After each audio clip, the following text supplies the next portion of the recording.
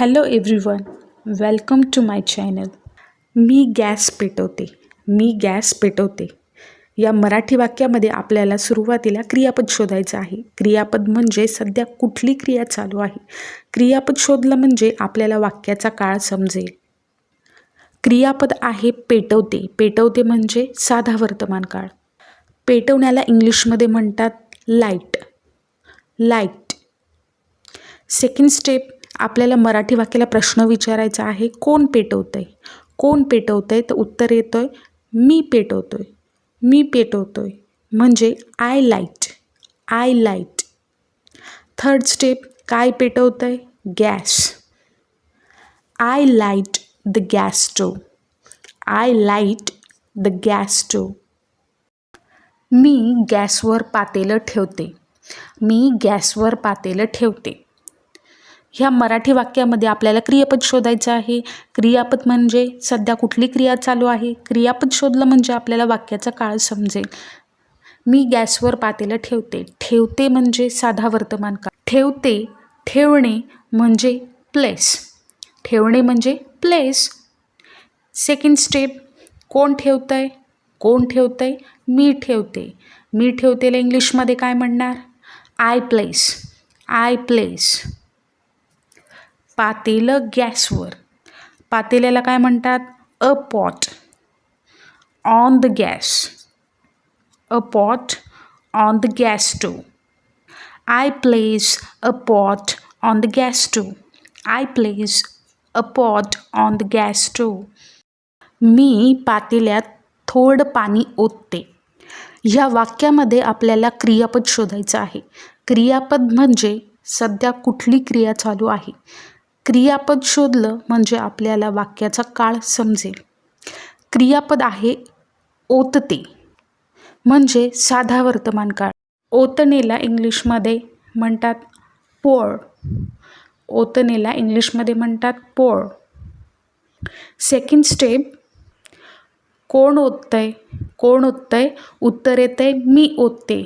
मी ओतते त्याला इंग्लिशमध्ये काय म्हणणार? आय पोर. आय पोर.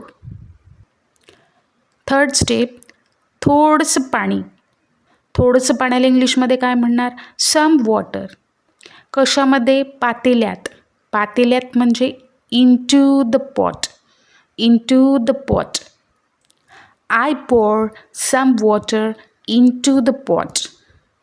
I pour some water into the pot. मी साखर टाकते. या वाक्यामध्ये आपल्याला क्रियापद शोधायचं आहे. क्रियापद म्हणजे सध्या कुठली क्रिया चालू आहे. क्रियापद शोधलं म्हणजे आपल्याला वाक्याचा काळ समजेल. क्रियापद आहे टाकते. टाकते. टाकणे. टाकणेला इंग्लिशमध्ये म्हणतात ॲड. ॲड. सेकंड स्टेप, कोण टाकतंय? कोण टाकतंय? उत्तर येतंय मी टाकते.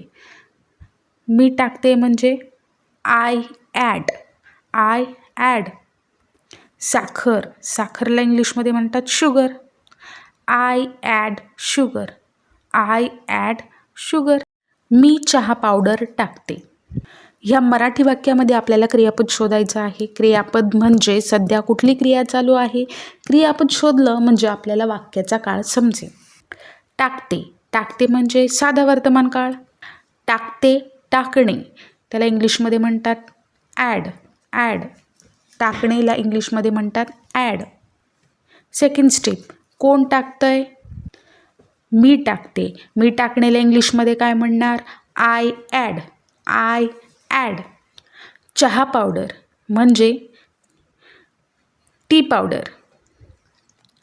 I add tea powder. I add tea powder. मी आलं टाकते. ह्या मराठी वाक्यामध्ये क्रियापद शोधा. क्रियापद शोधलं म्हणजे आपल्याला वाक्याचा काळ समजेल. क्रियापद आहे टाकते. टाकते म्हणजे टाकणे. टाकण्याला इंग्लिशमध्ये म्हणतात ॲड. कोण टाकतंय? मी टाकते. मी टाकते म्हणजे आय ॲड. आलं. आल्याला इंग्लिशमध्ये म्हणतात ginger. I add ginger. I add ginger. मी चहा थोडा वेळ उकळू देते. या मराठी वाक्यामध्ये क्रियापद शोधायचं आहे. क्रियापद आहे उकळू देते. उकळू देते म्हणजे काय? उकळून देणे. त्याला इंग्लिशमध्ये म्हणतात लेट बॉईल. Late boil. कोण उकळू देतंय? कोण उकळू देतंय? I late. I late. I let the T boil for a while. For a while म्हणजे थोडा वेळ. मी दूध टाकते. या मराठी वाक्यामध्ये आपल्याला क्रियापद शोधायचं आहे. क्रियापद शोधलं म्हणजे आपल्याला वाक्याचा काळ समजतो. टाकते. टाकते म्हणजे साधा वर्तमान काळ. टाकते, टाकणे. टाकण्याला इंग्लिशमध्ये म्हणतात ॲड. सेकंड स्टेप, कोण टाकतंय? कोण टाकतंय? उत्तर येतंय मी टाकते. मी टाकतेला इंग्लिशमध्ये काय म्हणणार? I add. I add.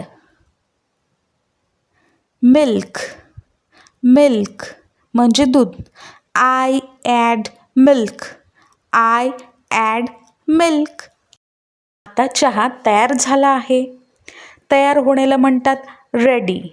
Now the tea is ready. Now the tea is ready. मी चहा कपात गाळते. मी चहा कपात गाळते. क्रियापद शोधायचं आहे. क्रियापद आहे गाळते. गाळते म्हणजे साधा वर्तमान काळ आहे. गाळण्याला म्हणतात इंग्लिशमध्ये स्ट्रेन. गाळणे म्हणजे स्ट्रेन. कोण गाळतंय? उत्तर येतंय मी गाळते. मी गाळते म्हणजे इंग्लिशमध्ये काय म्हणणार? I strain. I strain. कपात चहा. कपात चहा. I strain the T into a cup. into a cup. I strain the tea into a cup. Like, subscribe and share. Thank you.